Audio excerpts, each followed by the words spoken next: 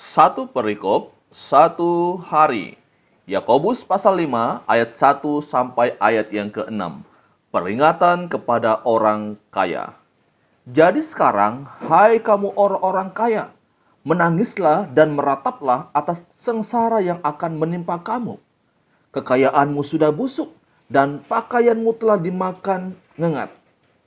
Emas dan perakmu sudah berkarat, dan karatnya akan menjadi kesaksian terhadap kamu dan akan memakan dagingmu seperti api. Kamu telah mengumpulkan harta pada hari-hari sedang berakhir.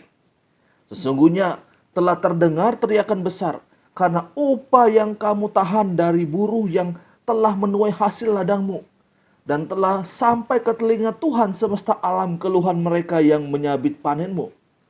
Dalam kemewahan kamu telah hidup dan berfoya-foya di bumi. Kamu telah memuaskan hatimu sama seperti pada hari penyembelihan. Kamu telah menghukum, bahkan membunuh orang yang benar, dan ia tidak dapat melawan kamu. Saudaraku yang dikasihi oleh Tuhan Yesus Kristus, salah satu persoalan di dalam jemaat di perantauan pada waktu itu adalah adanya kesenjangan dalam memberi perhatian antara orang kaya dan orang miskin. Jemaat yang kaya lebih diperhatikan.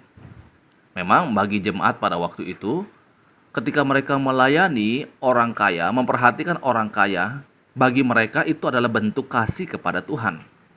Tetapi persoalannya adalah jemaat yang miskin tidak diperhatikan seperti mereka memperhatikan dan melayani orang kaya. Terjadi kesenjangan dalam memberikan perhatian kepada jemaat. Yang kaya lebih diperhatikan, tetapi yang miskin tidak terlalu diperhatikan. Nah, saudaraku yang dikasihi oleh Tuhan Yesus Kristus, dalam bagian firman Tuhan ini, Yakobus memberikan beberapa peringatan kepada orang kaya. Kehidupan mereka tidak mencerminkan bahwa mereka sudah hidup di dalam Kristus. Dan ada beberapa hal yang ditegur oleh Yakobus dalam bagian ini. Kalau kita memperhatikan dalam ayat yang ketiga, yang pertama dikatakan mengumpulkan harta pada hari-hari terakhir. Nah, Bapak Ibu Saudara, ada kata mengumpulkan di sana. Kata mengumpulkan ini bukan suatu larangan untuk menabung.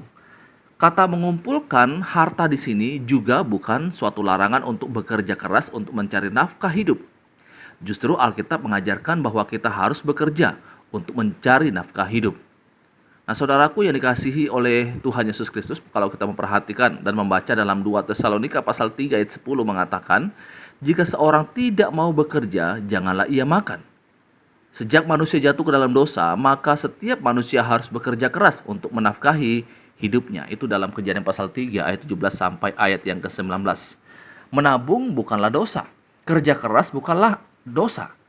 Kalau demikian, dalam hal apa Yakobus mengecam orang-orang kaya dalam nas ini? Yang dikecam oleh Yakobus di sini adalah orang yang mengumpulkan harta atau uang demi harta itu sendiri. Jadi harta adalah tujuan akhir dari hidup mereka. Mereka mengumpulkan harta untuk kepentingan diri sendiri.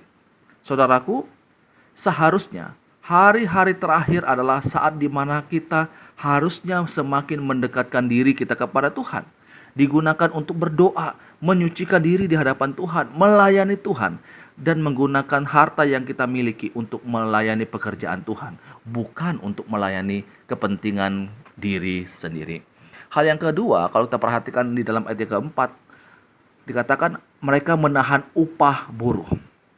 Saudaraku, dosa dari orang-orang kaya ini bukan hanya karena mereka menimbun harta untuk diri mereka sendiri, tetapi juga cara mereka mendapatkan harta itu. Mereka bukan hanya tidak memperhatikan kepentingan orang lain, justru sebaliknya mereka memeras orang yang lebih lemah. Mereka menahan upah buruh untuk memperkaya diri mereka sendiri. Kemudian dalam ayat yang kelima, ada kata berfoya-foya di sana. Berfoya-foya adalah pemborosan. Pemborosan adalah dosa di hadapan Tuhan. Alkitab tidak melarang kita untuk bersenang-senang, tidak melarang kita untuk berpesta, tetapi yang dilarang oleh Alkitab adalah ketika kita hidup dalam pemborosan. Saudaraku, orang-orang kaya ini, mereka melakukan pesta pora untuk memuaskan diri mereka sendiri. Mereka makan yang enak-enak, tetapi di waktu yang sama mereka mengabaikan orang-orang yang susah. Orang kaya dalam nas ini sama seperti orang kaya yang diceritakan dalam Lukas pasal 16, yaitu kisah tentang orang kaya dan Lazarus yang miskin. Saudaraku, kekayaannya menghilangkan kepekaannya terhadap orang lain yang membutuhkan pertolongan. Selanjutnya yang keempat, dalam ayat yang keenam, menghukum dan membunuh orang benar. Nah, Bapak Ibu Saudara, kalau kita pernah mendengar istilah ini, tajam ke bawah, tumpul ke atas. Hal ini bukan hanya terjadi pada masa sekarang ini. Pada masa Yakobus, hal seperti ini juga sudah terjadi. Orang kaya karena memiliki uang sehingga mereka bisa mengontrol hakim. Meskipun mereka sudah terbukti salah, tetapi karena mereka memiliki uang yang banyak, bisa memenangkan perkara di pengadilan. Orang miskin selalu kalah dalam pengadilan. Orang miskin tidak berdaya sama sekali. Saudaraku yang dikasihi oleh Tuhan Yesus Kristus, ini hal yang dilakukan oleh orang kaya pada waktu itu. Mereka menghukum dan membunuh orang yang benar. Saudaraku, kata membunuh di sini ini adalah arti kiasan, bukan membunuh secara langsung. Tapi karena kebijakan dan penindasan yang mereka lakukan terhadap orang miskin, menyebabkan orang miskin mengalami kematian. Saudaraku, tetapi dari dosa-dosa yang dilakukan oleh orang-orang kaya ini, apakah Allah tinggal diam? Ternyata tidak. Allah tidak tutup mata dan telinga. Allah kemudian memperhatikan dan mendengar doa orang-orang yang tertindas. Dan apa tindakan Allah? Kalau kita perhatikan dalam ayat yang pertama, dikatakan memberi kesengsaraan kepada orang-orang kaya itu. Saudaraku, orang miskin tidak berdaya untuk melawan. Tetapi ingat, Allah memperhatikan pergumulan dan mendengar doa-doa mereka. Tuhan mendatangkan kesengsaraan kepada orang-orang kaya pada waktu itu. Mereka bisa mengalami ketidakdamaian. Mereka mengalami kegelisahan, mengalami kekhawatiran, kekosongan dalam hati mereka. Stres karena pekerjaan, penyakit, dan bermacam-macam problem dalam hidup mereka. Kemudian tindakan Allah yang lainnya adalah dalam ayat yang kedua sampai ayat yang ketiga. Allah menghancurkan kekayaan mereka. Di sana ada kata busuk, ada kata ngengat, dan karat. Ini menunjukkan kepada bahwa Allah bisa menghancurkan kekayaan mereka dengan bermacam-macam cara. Dan kalau dikatakan bahwa emas dan perak mereka berkarat, ini tidak berarti bahwa kitab suci betul-betul mempercayai bahwa emas dan perak bisa berkarat. Tapi artinya adalah bahwa bagaimanapun hebatnya pengamanan mereka terhadap harta yang mereka miliki, Allah bisa menghancurkannya. Allah bisa melenyapkannya dalam waktu sesaat saja. Jadi saudaraku, Allah akan membela, Allah akan hadir memberikan pembelaan kepada orang-orang yang tertindas dan orang-orang yang mengalami ketidakadilan.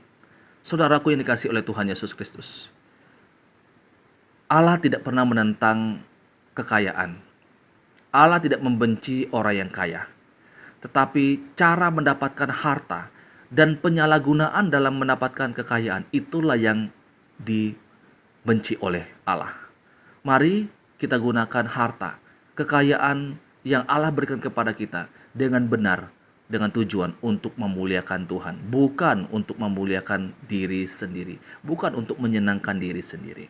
Ini pembacaan firman Tuhan, renungan untuk kita saat ini. Tuhan Yesus memberkati selalu. Amin.